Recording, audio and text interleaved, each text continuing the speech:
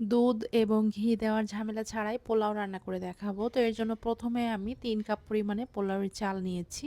এখন এই চালটা আমি নরমাল পানি দিয়ে ভিজিয়ে রাখবো মাত্র ১০ মিনিট। আর ১০ মিনিট হয়ে গেলে চালটা ভালো মতো ধুয়ে নিতে হবে। ধুয়ে রাখার কারণে এই ভাতটা অনেক বেশি ঝরঝরা হবে এবং দেখতেও সুন্দর লাগবে। পোলাও রান্না করতে হাঁড়িতে দিয়ে দিচ্ছি ১/৩ কাপ পরিমাণে সয়াবিন তেল, সাথে দিচ্ছি ২ টুকরা দারচিনি, ৩টা এলাচ, ৩টা লবঙ্গ, ১ টেবিল চামচ পরিমাণে কিশমিশ দিয়ে দিচ্ছি। পোলাওয়ের মাঝে অবশ্যই কিশমিশটা দেওয়ার চেষ্টা করবেন, খুব সুন্দর একটা ফ্লেভার ছড়াবে। ১/৪ কাপ পেঁয়াজ কুচি দিয়ে দিয়েছি, এখন হালকা করে ভেজে নিচ্ছি।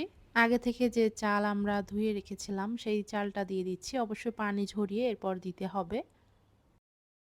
আমি সবসময় পোলাও রান্না করলে কিশমিশটাই দেই, কারণ টেস্টটাও ভালো আসে এবং দেখতে সুন্দর লাগে আর একটু মিষ্টি মিষ্টি স্বাদের হয়ে থাকে। লবণ দিয়ে দিচ্ছি স্বাদ মতো, ১ চা চামচ আদা বাটা দিয়ে দিচ্ছি, এখানে কিন্তু রসুন বাটা দেওয়া যাবে না।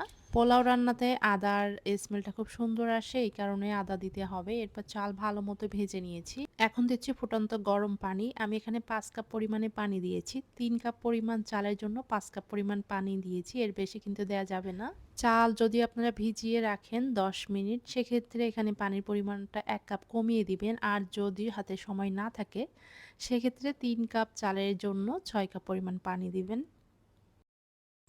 পোলাওটা একটু কালারফুল করার জন্য আমি এখানে সামান্য একটু জর্দার রং পানির সাথে লিকুইড করেই নিয়েছি। এই যে চুলায় আমি একটা তাও বসিয়ে দিচ্ছি, তার উপরে পোলাওয়ের হাঁড়িটা বসিয়ে দিব। এখন যে জর্দা কালারটা মিশিয়ে নিয়েছি সেটা আমি ৪ সাইড দিয়ে অল্প অল্প করে দিয়ে দিচ্ছি। এটা দেওয়ার কারণে দেখতে ভালো লাগবে, তবে স্বাদে কিন্তু কোনো পরিবর্তন আনবে না। এখন আমি দিয়ে দিচ্ছি বেশ কয়েকটা কাঁচামরিচ।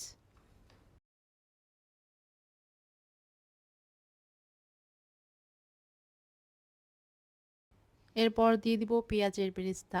যারা ঘি খেতে পছন্দ করেন তারা চাইলে এখানে ১ টেবিল চামচ পরিমাণে ঘিও দিয়ে দিতে পারবেন। ব্যাস, এখানে আমি আর কিছুই দিব না। এখন ঢাকনা দিয়ে ঢেকে লো আঁচে রেখে দিব ১০ মিনিটের জন্য। ঢাকনার ছিদ্রটা অবশ্যই বন্ধ করে দিতে হবে। ১০ মিনিট পরে ঢাকনাটা আমি খুলে নিচ্ছি আর এখন পোলাওটা কিন্তু উল্টে পাল্টে দিচ্ছি। পোলাওয়ের চাল যদি ১০ মিনিট ভিজিয়ে রেখে পোলাও রান্না করেন সেক্ষেত্রে পোলাওটা দেখতে অনেকটাই কিন্তু বাসমতি চালের মতো লাগবে আর সেই সাথে অনেক বেশি ঝরঝরাও হবে।